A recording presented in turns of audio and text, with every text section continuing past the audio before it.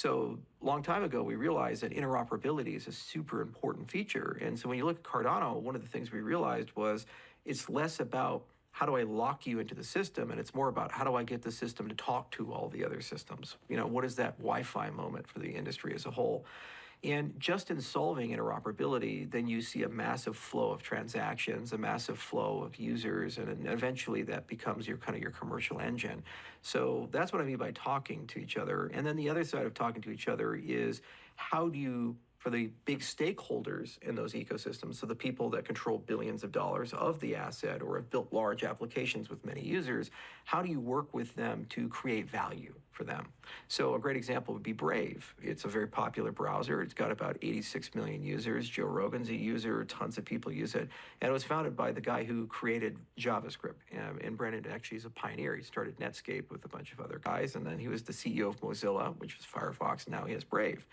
Well, Brave built into it wants to be as decentralized as possible. They have an ad model called BATS, and they have a VPN model to keep your information secret and private. Well, they don't want to be in a position where they're a data custodian and they know everything about you, and trust me, bro, everything works great. They want to be in a position where they help you get the level of privacy you want, and they help you share your data when and how you want to do that. In exchange, you get paid to do that, but they know nothing about you. Well, cryptocurrency technologies enable this to happen really well for them, which is why they launched their own token called BATS and these other things. So how do we make their ad model better? How do we make their VPN model better? How do we grow that? And then that solves a problem for 88 million users, and it helps them grow then to 100 million users or 150 million users. Well, once those users are on our ecosystem, well, then they also will do other things. They'll participate in NFTs and DeFi things and whatever the heck of the latest and greatest newfangled thing is in the space. So their users are our users, and our users are their users.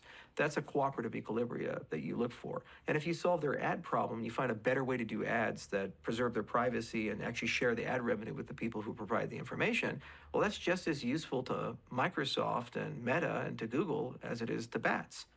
Because they don't want to be a data custodian, and they just want the semantical value of the data. They want to be able to micro-target people and sell things, but they don't want to be in the business of knowing every single detail about who you are.